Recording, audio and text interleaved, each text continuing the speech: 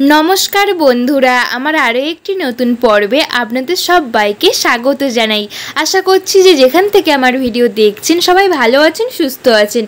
किन्तु बंधुरा आमादेर तो प्रत्येक दिन घर मुछते लागे, घर परिष्कार परिच्छन्न जीवाणुमुक्त राखार जोन्नो। किन्तु एइभावे जोदि नीचू हये आमरा घर मुछि अनेकेरই দেখা যায় হাঁটুতে ব্যথা করছে, কোমরে ব্যথা করছে, সেক্ষেত্রে কিন্তু নানা রকম সমস্যা হয়। আর আমাদের আলমারির তলা, শোকেসের তলা এগুলোর মধ্যে কিন্তু নিচের দিকটা নোংরা জমে থাকে। অনেকেরই বক্স খাট তাদেরও কিন্তু এই রকম নোংরা না পরিষ্কার করলে দীর্ঘদিন থাকতে থাকতে এই রকম একটা স্পট পড়ে যায় আর দেখতেও বাজে লাগে। কিন্তু আমরা ঘর মোছার জন্য আবার মপ কিনতে যাই, অনেকটা টাকাও খরচা করতে হয়, কারণ এগুলো কিন্তু বাজারে হাজার হাজার টাকা খরচা করলে তবেই কিন্তু পাওয়া যায়। আমরা খুব সহজেই কিন্তু বাড়িতে আমাদের ফেলে দেওয়া জামা কাপড় দিয়ে তৈরি করে নিতে পারি ঘর মোছার মপগুলো। এর জন্য 1 টাকাও খরচ করতে হবে না, বাড়িতে যে কোনো জামা কাপড় থাকলেই হবে, যে কোনো পুরনো হয়ে যাওয়া জামা কাপড় দিয়েই আমরা তৈরি করে নিতে পারবো। প্রথমে এইরকম একটা গেঞ্জি নিয়েছি, আর গেঞ্জিটা কিন্তু খুব পুরনো আর ছিঁড়েও গেছে, একদম ব্যবহার করার মতো না। আপনারা কিন্তু এই রকমই একটা গেঞ্জি নেবেন, যে কোনো কালার যে কোনো গেঞ্জি নিলেই কিন্তু হবে। তো এরপর প্রথমে কি করতে হবে, গেঞ্জির হাতা দুটো আমি কেটে দিচ্ছি, হাত দুটো কিন্তু এইভাবে কেটে দিচ্ছি কাঁচি দিয়ে। তো এইভাবে প্রথমে হাত দুটোকে কেটে নেব। আপনারা একবার এইভাবে করে দেখবেন, কোনো রকম টাকা পয়সা খরচ করা ছাড়াই কিন্তু আপনারা খুব সহজেই বাড়িতে এরকম মপ বানিয়ে নিতে পারবেন। তো প্রথমে আমি হাতা দুটোকে ভালো করে কেটে নিয়েছি। এরপর গেঞ্জিটাকে আমি দুপাট্টা করে নেব, কারণ গেঞ্জিটা আমার অনেকটাই বড়। আপনাদের কাছে ছোট গেঞ্জি হলে কিন্তু আপনারা 2-3টে গেঞ্জিও নিয়ে করতে পারেন, তাহলে কিন্তু অনেকটা বড় হবে আর অনেকটা মোটা হবে। প্রথমে গেঞ্জির নিচের দিকে যে মোটা অংশটা কেটে নিচ্ছি, এটা কিন্তু ফেলবো না, এটা কখন কিভাবে ব্যবহার করতে হবে সেটা অবশ্যই এই ভিডিওর মধ্যে দেখাবো। তারপরে আমি গেঞ্জিটাকে ভাঁজ করে নিলাম। প্রথমেই বলেছি গেঞ্জিটা কিন্তু আমার বিশাল বড়, তো সেই কারণে কিন্তু ভাঁজ করে নিচ্ছি। আপনাদের যদি ছোট গেঞ্জি হয় তাহলে সেই বুঝে কিন্তু ভাঁজ করার দরকার নেই। আমার অনেকটাই বড় গেঞ্জি, তাই জন্য আমি কিন্তু মাঝখান দিয়ে ভাঁজ করে নিলাম।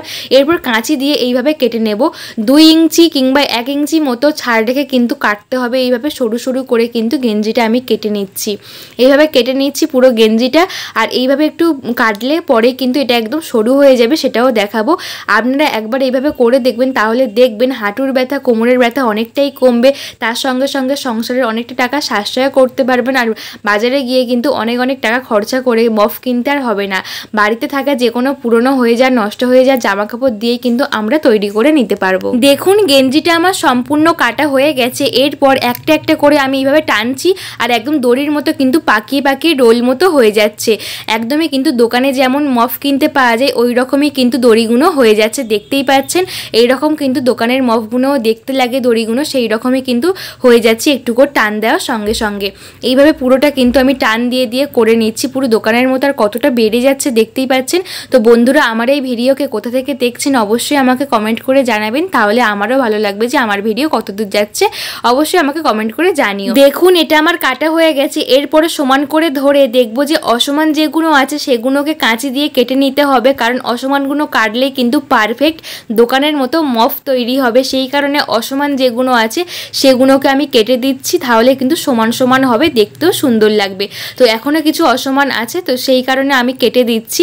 এইভাবে কিন্তু করে নিতে হবে। এরপর নিয়ে নেব লাঠি। আমাদের বাড়িতে যে কোনো লাঠি থাকলেই হবে, যে কোনো লাঠি নিয়েছি।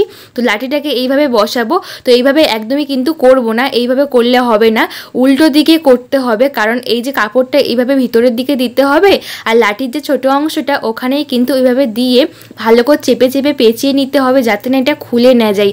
আবারও বলছি ভালো করে মজবুত করে করতে হবে, যাতে না খুলে না যায়। সেই কারণে এরপরে যেই দড়িটা আমি রাখতে বলেছিলাম গেঞ্জির নিচের দিকে মোটা দড়িটা, ওটা দিয়ে কিন্তু ভালো করে পেঁচিয়ে নিলে একদম মজবুত তৈরি হয়ে যাবে, কোনো রকম খুলবে না, আর অনেক দিন পর্যন্ত আমরা ব্যবহার করতে পারবো। কারণ জিনিসটা আমরা কষ্ট করে বানাচ্ছি সবসময় ব্যবহার করার জন্য, সেই কারণে কিন্তু মজবুত করে এটাকে বাঁধতে হবে, তাহলেই কিন্তু দোকানের মতো পারফেক্ট মপ তৈরি হয়ে যাবে।